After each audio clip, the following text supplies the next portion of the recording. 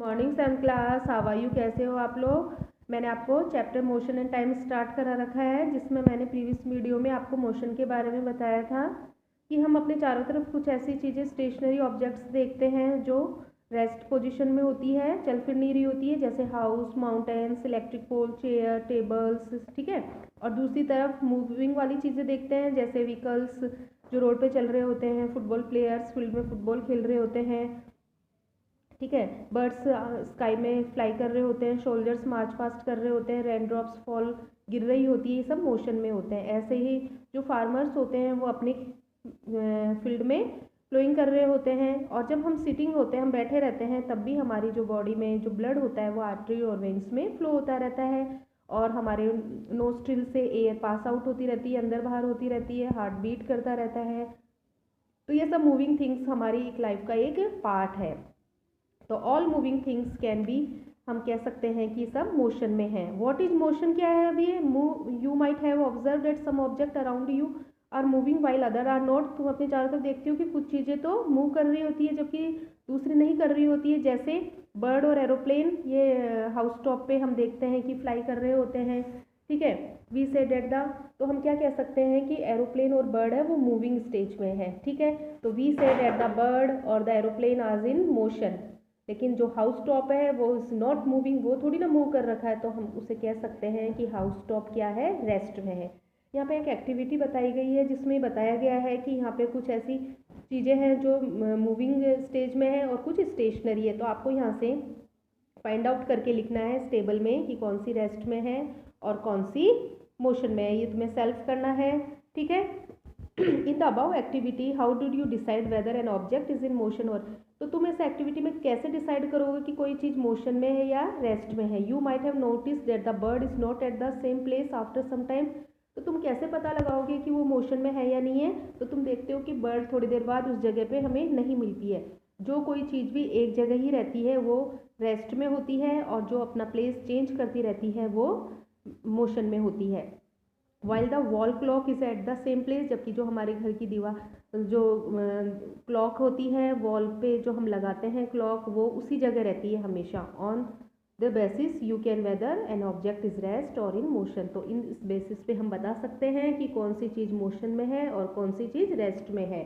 One has to be very careful while deciding whether is at rest और motion. तो हमें बहुत careful रहना है कि कौन सी चीज़ मोशन में है और कौन सी चीज़ रेस्ट में है। For example, the minutes hand और hours hand in a clock में appear to be at rest to us in the first side. हम जब देखते हैं क्लॉक में तो हमें जो मिनट्स के हैंड होते हैं और जो सेकंड्स के हैंड होते हैं, आवर के हैंड होते हैं, वो हमें रेस्ट में दिखते हैं फर्स्ट टाइम पे थे। But if you look at the after some time they change their position. लेकिन हम थोड़ी देर बाद देखते हैं तो उनकी पोजीशन चेंज हो चुकी होती है। We must therefore observe very carefully and for a sufficient time before concluding whether an object is rest और इन मोशन। तो हमें केयरफुली ऑब्जर्व करना है और देखना है कि वो रेस्ट में है या मोशन में है। हमने क्लास 6 में अलग अलग टाइप के मोशंस के बारे में पढ़ा था, जैसे rectilinear motion, circular motion, rotational motion, periodic motion. इनके बारे में हमने पढ़ चुके थे हम, ठीक है। तो अब यहाँ पे हम उनके बारे में तो पढ़ेंगे नहीं। अब हम नेक्स्ट टॉपिक लेते हैं, स्पीड। हम बोलते हैं ना कि ये इतनी स्पीड से चल रही है ये व्हीकल।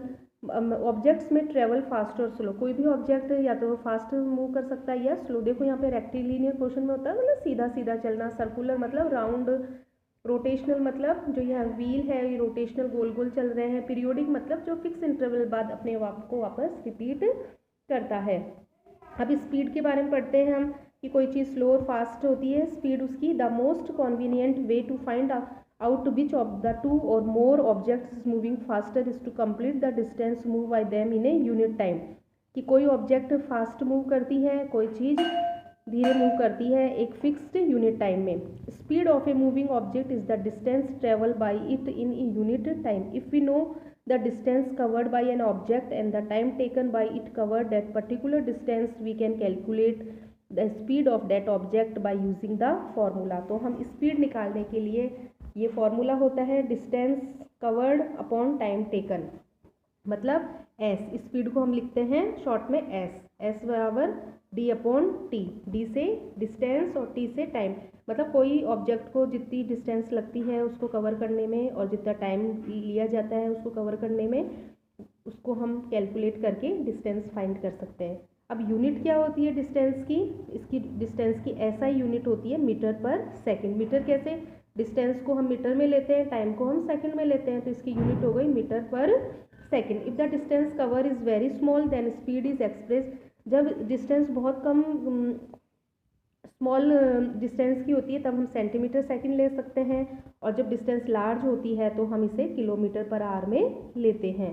अब एवरेज स्पीड क्या होती है, देखो ये तो एवरेज स्पीड मतलब कि जनरली हम एक ही स्पीड से नहीं चलते हैं, कभी तेज़ कभी ज़्यादा स्पीड से चलते हैं, तो हम उसकी एवरेज स्पीड भी निकाल सकते हैं। Generally the speed of vehicle such as car, bus, scooters etcetera non uniform. Non uniform मतलब एक ही स्पीड में नहीं चलाते हम, कभी जैसे ब्रेकर आ गए तो हम धीरे कर लेते हैं, या कोई रश हो गई तो धीरे कर लेते हैं। They cover unequal distance in equal intervals of time because of traffic and road condition.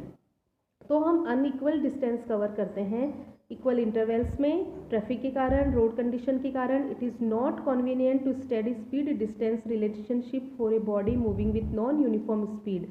तो हम जो स्पीड डिस्टेंस होती है उसके अंदर हम नॉन यूनिफॉर्म स्पीड फाइंड करते हैं। वी यूज़ ए टर्म, तो उसके लिए हम एवरेज स्पीड रखते हैं, क्योंकि नॉन यूनिफॉर्म स्पीड होगी, क्योंकि कभी तेज़ कभी ज़्यादा। जैसे if A car cover a distance, जैसे 100 किलोमीटर की डिस्टेंस को उसने 3 आवर में कंप्लीट करा, और 150 किलोमीटर की डिस्टेंस को उसने 2 आवर में कंप्लीट करा, मतलब पहले वो धीरे चल रहा था फिर उसने अपनी स्पीड बढ़ा दी, ठीक है। देन तो एवरेज स्पीड कैसे कैलकुलेट करेंगे, टोटल डिस्टेंस उसने कवर करी है जो, और टोटल टाइम, मतलब यहाँ पे टोटल हो जाएगा दोनों। तो टोटल डिस्टेंस कितनी है 100 + 150, और आर कितना है 2 + 3, तो ये ऐसे एवरेज स्पीड आ जाएगी, ठीक है। तो ये न्यूमेरिकल आपको करने हैं, ये सारे न्यूमेरिकल जो इसमें है यहाँ पे ये आपको नोटबुक में करने हैं, और ये एक्सप्लेन देखिए आपको आते हैं नहीं आते, इनको सेल्फ करो। इसमें सिर्फ 2 ही चीज़ें पूछी गई है यहाँ पे, ठीक है। आपको स्पीड दी हुई होगी, टाइम दिया होगा या डिस्टेंस दी होगी, और एक चीज़ फाइंड करने के लिए दे दी जाएगी। जैसे एक न्यूमेरिकल मैं एक्सप्लेन कर देती हूँ। Mister Sharma cover a distance of 250 kilometre with his car in 4 hour. Mister Sharma 4 hour में 250 किलोमीटर डिस्टेंस कवर करते हैं। Find the speed of the car assuming its motion to be uniform, ठीक है। तो यहाँ पे अपनी स्पीड गिवन है, यहाँ पे टाइम गिवन है, ठीक है। तो हम फॉर्मूला अप्लाई कर लेते हैं, ठीक है। तो यहाँ पे v को भी स्पीड ही बोलते हैं, या तो s बोलते हैं या v बोलते हैं, ठीक है। तो कंफ्यूज मत होना। तो यहाँ पे हमारा क्या निकल जाएगा, यहाँ पे s ये डिस्टेंस है और t टाइम है, ठीक है। मैंने आपको d डिस्टेंस बताई थी, तो यहाँ पे s की जगह तुम d भी लिख सकते हो, ठीक है। तो यहाँ पे डिवाइड करके आ जाएगा आंसर। ऐसे सारे न्यूमेरिकल आपको करने हैं। आज की वीडियो में इतना ही, अगला नेक्स्ट वीडियो में कराएंगे, और ये न्यूमेरिकल्स आपको नोटबुक में एक्सप्लेन करके करने हैं समझ के, ठीक है। Okay, bye bye.